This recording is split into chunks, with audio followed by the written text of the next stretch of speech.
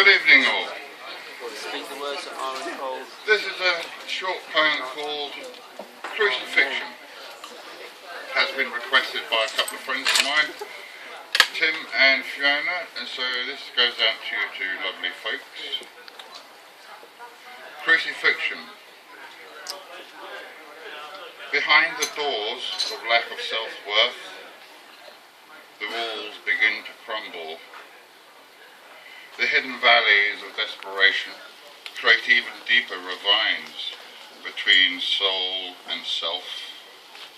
Lost, disorientated by what is done and vanquished, we die daily, like someone before, nailed and abused by our own desires. The next I'd like to read, slightly longer, The Waiting Game.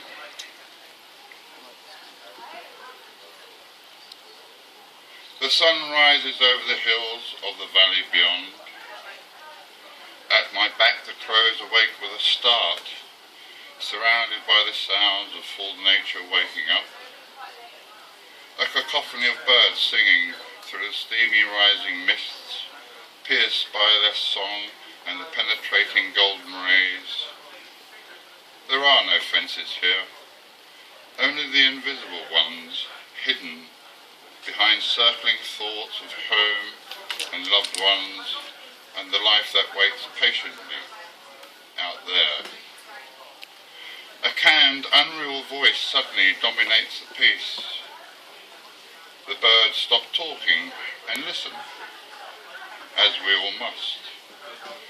Jones 461, Jenkins, Absalom, Parker, Akron, Owen 362, Griffiths, Price, Wells, Mitchell, Wells 868.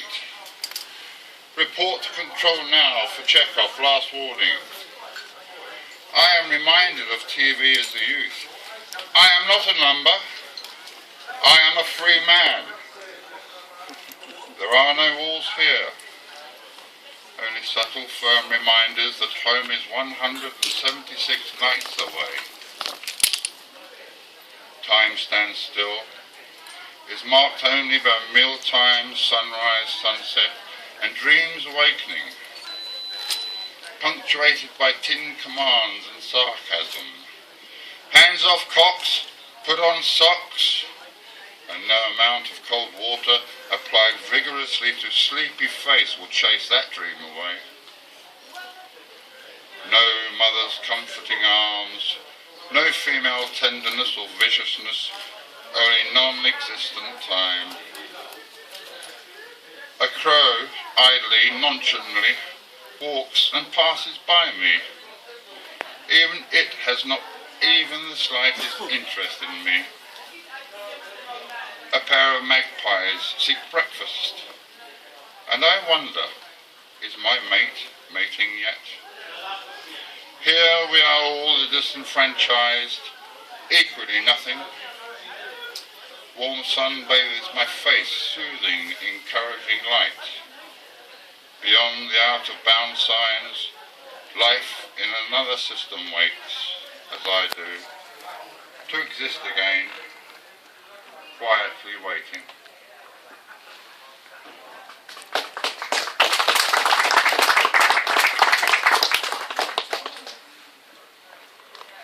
This is one I did in the States a few years ago. It's called Doing the Leith Walk.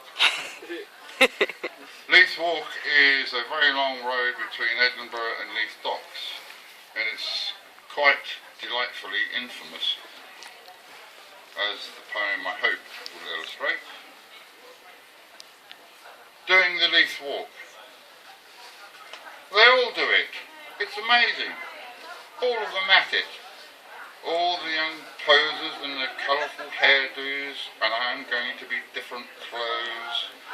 The Hindus, the Muslims, the Spaniards, the Italians, the Pakistanis and the Indians, the skinheads and the hippies, the colourful saris, the bright jewels in pierced noses, and the skin-tight black tights saying, I dare you to punch my bum girls.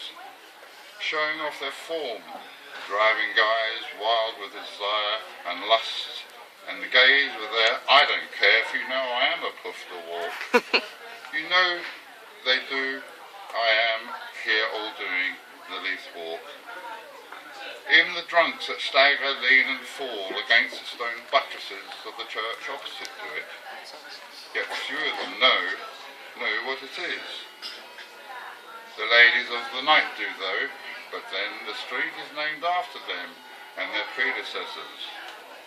From the days when ships docked into Leith like cars and taxis of Piccadilly, and the crew leapt shore-bound with fat wallets and a bulge in their trousers, and the sisters of mercy, the angels of darkness, comforted their cabin fever and the womanless weeks, sharing their bodies with the drunken pleasure of knowing he needs it, wants it, and is willing to pay for it. "You pay for it one way or another," he said. "What's the difference between a 30 quid meal and countless gins and giving the lady 30 quid up front? It's all the same, ain't it? Better to be honest than have all that mucking about." And the lady and the sailor sink into the rhythmical intimacy and unison that has made Leith Walk famous and happily notorious. Thank God.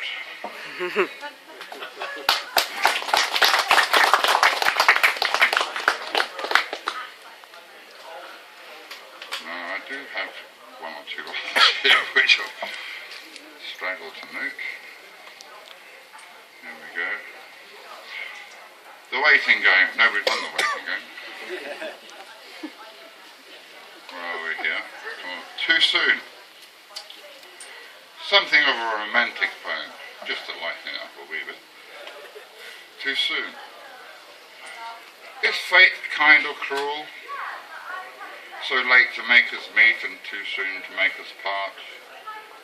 And yet seeming cruel is kind to set the chance at all. Fiery friendship all a spark, elusive when sought, potent with imagery, arriving unexpected like a railroad or on a solitary track. Then hearts, firing like spark plugs, combustion storms the veins. Darting flashes outshine from your blue eyes and magnetic attraction reigns. Cruel or kind this fate thing, it wears an actor's mask, frowning one minute, turns and reveals and smiles the next. Will time and distance stop the waves?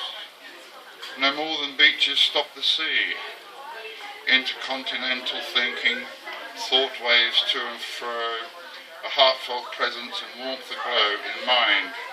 Will see two foreign travellers, a Scandinavian and a Celt, smiling at the memory of the cruelly short-lived meeting that the harsh hand of fate to them had kindly dealt.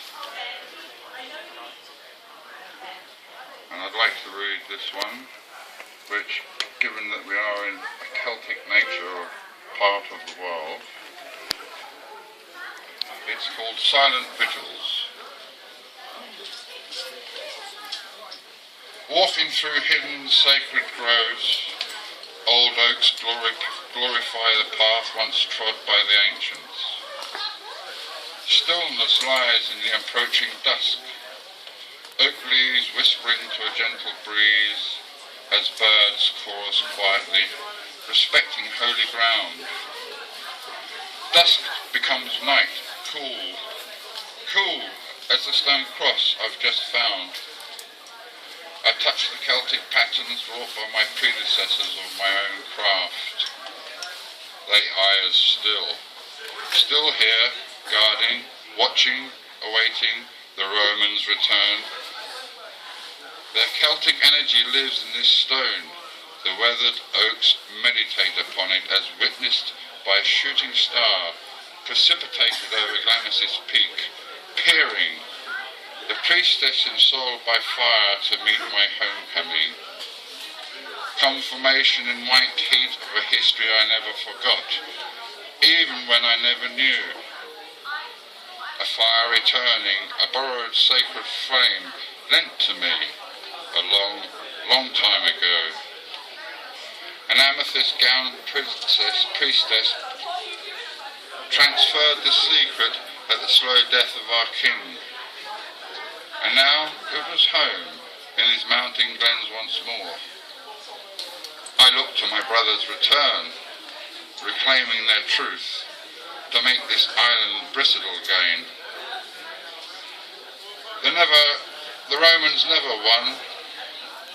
They say I too was Roman once, a blight to my own. But the Celts have always been here. Brothers, come home. The holy line remains unbroken.